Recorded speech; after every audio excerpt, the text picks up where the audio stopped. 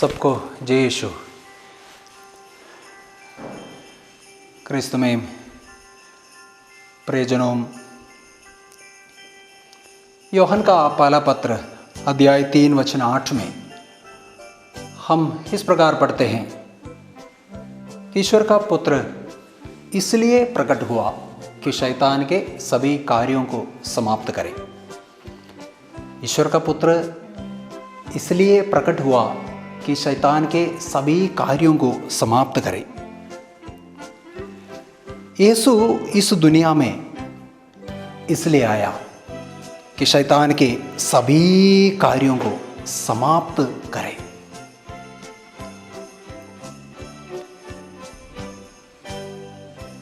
पहले आदम एवं हवा के जीवन में एक पेड़ के द्वारा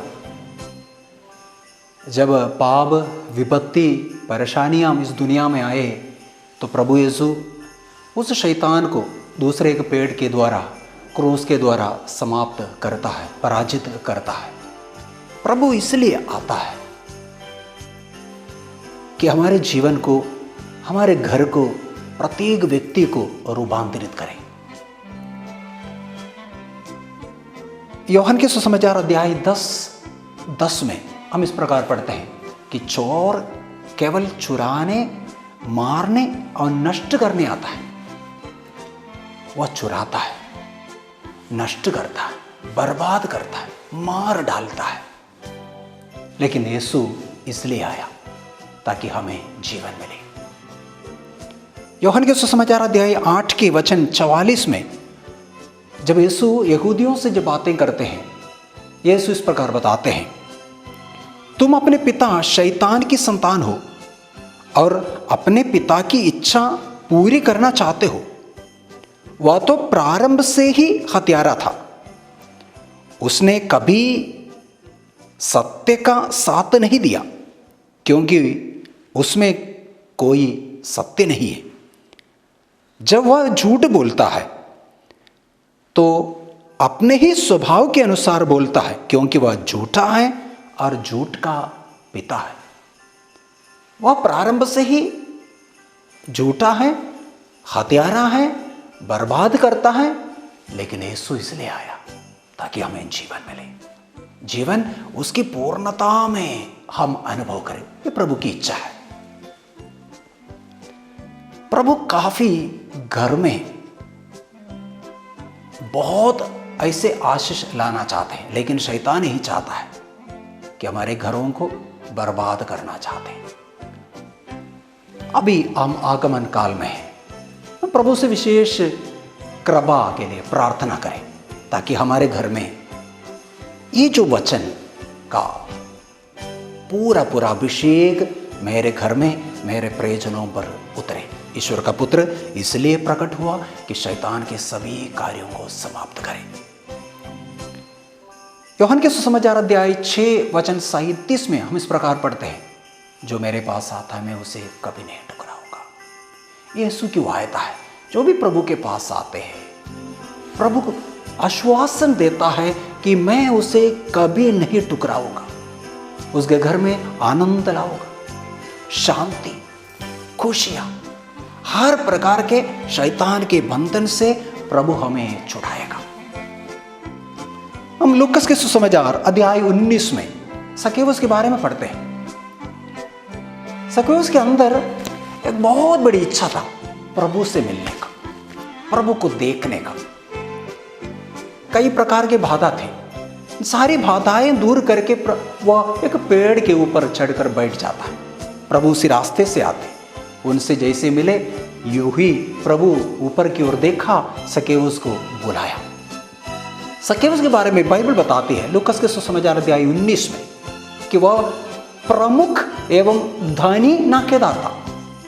नाकेदारों को सभी लोग घृणा करते थे, यानी वह धनी भी था, प्रमुख नाकेदार था, यानी सबसे घृणित व्यक्ति, समाज में सबसे धनी, साथ ही साथ सभी लोगों के घृणा के पात्र थे, सबसे घृणित व्यक्ति थे।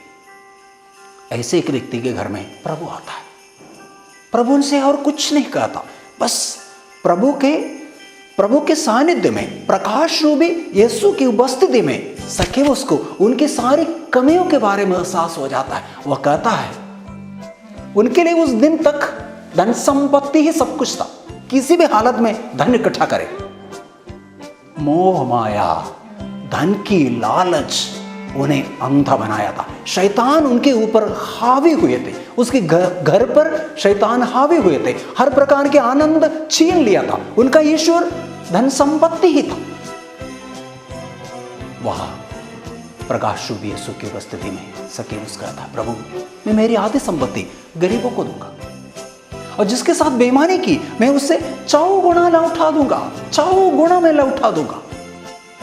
जितने लोगों के साथ मैंने बेईमानी की है, आज तक धन संपत्ति ही मेरा सब कुछ था, धन इकट्ठा करने की चिंता ही था मेरे मन में। अब सब कुछ सबों के साथ मैं मेल मिलाप करने के लिए तैयार हूं। सबों के साथ घृणा था, शायद उनको धमका के कई तरीके से धन इकट्ठा किया था।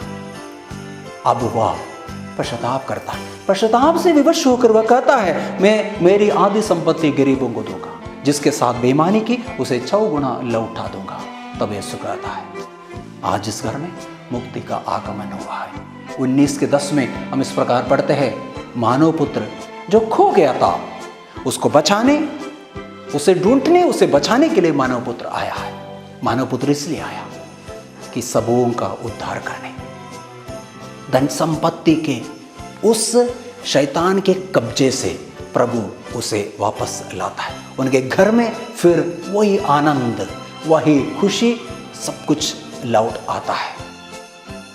आगमन काल में प्रभु हमसे भी यही चाहते हैं। किसी किसी को जीवन की चिंता है। हम लूकस के सुसमाचार में दूसरी घटना देखते हैं, अध्याय 10 के वचन 38 से 42 तक वचनों में प्रभु लाजरुस के घर जाते हैं। वहां उनकी 2 बहन उनका स्वागत करता।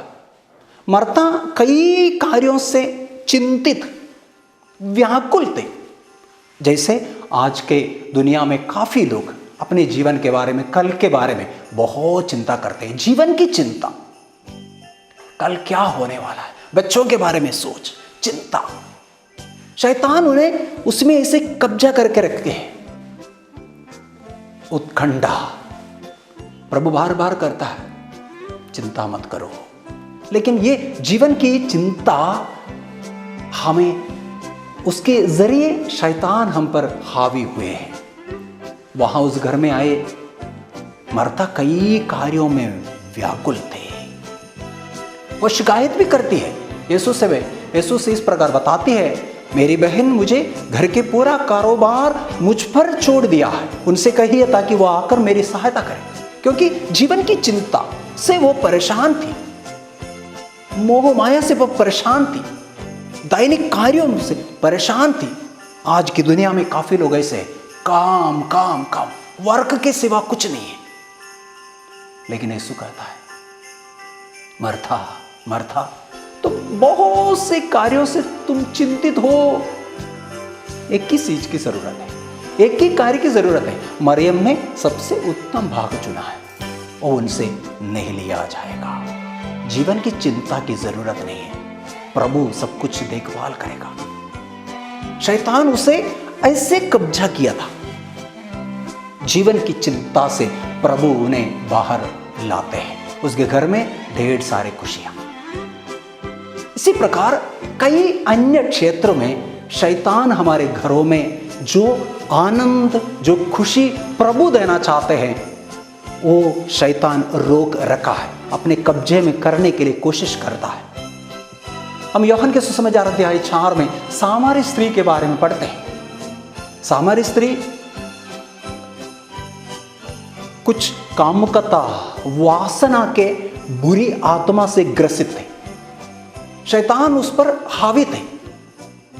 उनका एक पति था, छोड़ दिया, दूसरा, तीसरा, 14 और 5वां, अभी 6वां के साथ रहती थी।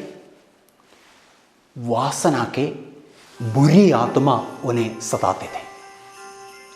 यीशु उनसे मिलने आए, उनसे मिलते हैं, बहुत कई बातें बोलते हैं, बहुत समय तक उनसे वार्तालाप करते हैं और उनसे कहते हैं जाओ, जाकर तुम्हारे पति को बुला के आओ। मेल मिलाप करने के लिए आग्रह करते हैं, मेल मिलाप करो और तुम्हारे पति को बुला के आओ। वह कई बातें, कई एक्सक्यूजेस वह यीशु के सामने तो रख देती है, लेकिन यीशु साफ साफ उनसे बताते हैं तुम्हारे 5 थे, अभी जिसके साथ रहती हो वो तुम्हारा पति नहीं है, जाओ तुम्हारे पति को बुला के आओ, तब मैं तुम्हें संजीवन जल प्रदान करूंगा। संजीवन जल वो पवित्र आत्मा है। पवित्र आत्मा जब आता है, यीशु जब आता है, वहाँ आनंद है, शांति है, खुशी है, सब प्रकार की कृपा है। आगमन काल में प्रभु हमारे घरों में भी इसी प्रकार का आनंद लाना चाहते हैं। ईश्वर का पुत्र इसलिए प्रकट हुआ कि शैतान के सभी कार्यों को समाप्त करे। शैतान के सभी कार्य प्रभु समाप्त करने के लिए हमसे भी चाहते हैं। उसके लिए हमें क्या करें? हमें करना पारिवारिक प्रार्थना। घर के सभी लोग मिलकर हर दिन शाम को कुछ प्राइम टाइम, सबसे महत्वपूर्ण समय एक साथ मिलकर प्रार्थना करें। पारिवारिक प्रार्थना में बहुत बल है। जो परिवार एक साथ प्रार्थना करता है, प्रभु की कृपा उन पर उतरता है। प्रार्थना रहित परिवार पर प्रभु का आशीर्वाद नहीं उतरता। प्रार्थना रहित परिवार, आशीष रहित परिवार बना रहेगा। इसलिए पारिवारिक प्रार्थना। दूसरी बात, पाप स्वीकार संस्कार को ग्रहण करें। जब एक पाप को जब हम छोड़ देता है, पाप स्वीकार संस्कार को जब ग्रहण करता है, शैतान फिर हम पर हावी नहीं हो सकते। तीसरा, प्रभु का वचन, वचन का अध्ययन करें। ऐसे जो आनंद प्रभु हमें देना चाहते हैं, वो आनंद हम सबों के घर में भर जाए, प्रत्येक व्यक्तिगत जीवन में भर जाए। ईश्वर का पुत्र इसलिए प्रकट हुआ कि शैतान के सभी कार्यों को समाप्त करें। हम प्रभु से प्रार्थना करें। हम प्रभु के हैं। प्रभु ने हमें अपना प्रतिरूप बनाया है। शैतान को हमारे ऊपर कोई अधिकार नहीं है। हम प्रभु के हैं। प्रभु के शरीर और रक्त को हम ग्रहण करते हैं। उनके शरीर और रक्त की कीमत पर हम सबों का उद्धार हुआ है। हम प्रभु के जीवन बिताने की कृपा प्रभु से मांगे। प्रभु हमें आशीष दे।